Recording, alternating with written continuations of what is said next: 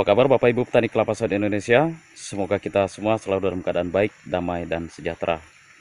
Baiklah Bapak Ibu petani sawit Indonesia, saat ini saya sedang berada di satu kebun kelapa sawit dengan populasi per hektarnya adalah 143 pokok per hektar.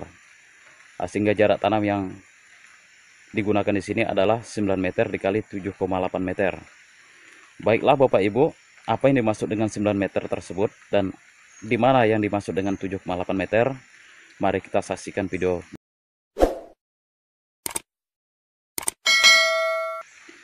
Oke, Bapak Ibu petani sawit Indonesia.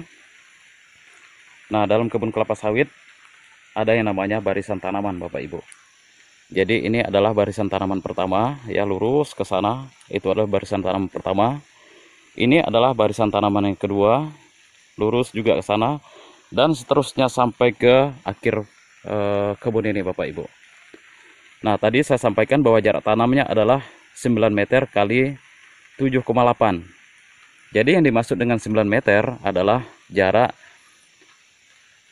dari pokok yang satu ini ke pokok yang sana, Bapak Ibu. Dan seterusnya. Begitu juga pokok yang ini ke pokok yang sana, ke pokok yang sana. Dan pokok yang ini ke pokok yang ini. Dan pokok yang ini ke pokok yang sana. Semuanya jaraknya adalah 9 meter, Bapak Ibu. Itu yang dimaksud dengan 9 meter di jarak tanam 9 dikali 7,8 tersebut.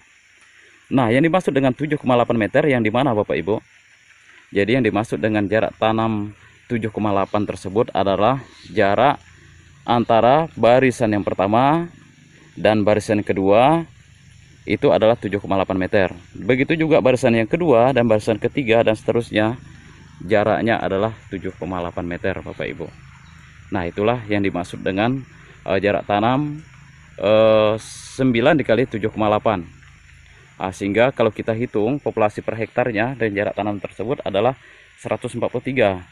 Nah, bagaimana kita bisa memastikannya itu 143? Itu bisa diperoleh dengan rumus sebagai berikut Bapak Ibu. Mungkin sedikit hitung-hitungan, yaitu 10.000 meter persegi dalam 1 hektar dibagi dengan 9 meter dikali 7,8. Nah, coba Bapak Ibu bisa hitung, itu hasilnya pasti 143 pokok per hektar. Oke Bapak Ibu, selanjutnya dari jarak tanam 9 meter tadi ya, 9 meter dan ini 7,8. Ini semua membentuk namanya pola segitiga sama sisi. Di sini Bapak Ibu bisa melihat bahwa pokok yang ini ya, yang sana dengan pokok yang ini ke pokok yang ini, begitu dari yang sini ke sana, ini kan bentuk pola segitiga sama sisi namanya Bapak Ibu. Sehingga jarak tanamnya tadi ada 9 meter semua. Jadi setiap pokok kelapa sawit itu memiliki segitiga sama sisi polanya. Ini nanti kalau kita berdiri di salah satu titik itu membentuk namanya mata 5 Bapak Ibu. Nah, mata 5 ini adalah kalau kita memandang ke segala penjuru berada di satu titik pokok kelapa sawit, kalau kita pandang ke segala penjuru dia akan nampak lurus. Oke, kita buktikan Bapak Ibu ya. Misalnya kita berdiri di pokok yang ini Bapak Ibu. Maka pandangan kita ke sana lurus Bapak Ibu. Yang barisan yang pertama tadi. Kemudian kalau kita lihat menyamping, ini juga lurus Bapak Ibu sampai ke ujung blok. Begitu juga kalau kita lihat ke belakang sana ya, lurus juga. Jadi semua penjuru akan nampak lurus. Nah, berarti kalau sudah bisa nampak lurus seperti itu, berarti jarak tanam yang kita buat di situ sudah benar. Jadi jarak antar tanamannya sudah benar. Nah, tujuan dari penanaman kelapa sawit menggunakan pola segitiga sama sisi atau orang sering juga sebut dengan model mata 5, itu tujuannya supaya pengaturan cahaya matahari atau kecukupan sinar matahari terpenuhi bagi semua tanaman. Jadi artinya setiap tanaman ini yang kita tanam di kebun ini tidak ada jarak yang terlalu jauh dan tidak ada juga jarak yang terlalu dekat atau mepet. Sehingga kalau terlalu mepet dampaknya adalah kekurangan cahaya matahari atau kekurangan sinar matahari yang dibutuhkan oleh tanaman.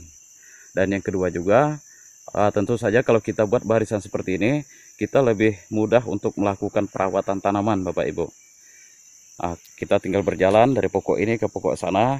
Kita mau merawat piringan atau mau memanennya ataupun memupuknya gampang. Dan juga dengan adanya keteraturan seperti ini, kita bisa mudah menghitung kebutuhan bahan, misalnya pupuk ya. Jadi kalau misalnya seperti ini, di jalur ini ada, katakanlah ada 10 pokok, maka kita tinggal kalikan saja 10 pokok ini dikalikan dosisnya misal 1 kilo, berarti kita butuh 10 kilo untuk jalur yang ini Bapak Ibu. Nah, jarak tanam setiap varietas kelapa sawit itu tidak sama Bapak Ibu.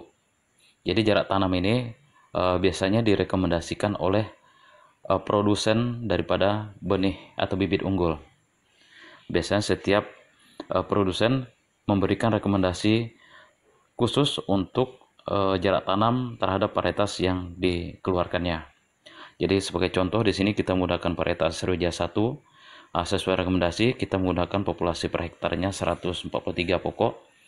Maka jarak tanam yang kita pakai di sini pun adalah 9 dikali 7,8 meter. Oke Bapak Ibu petani sawit Indonesia, mungkin itu saja dulu video kali ini.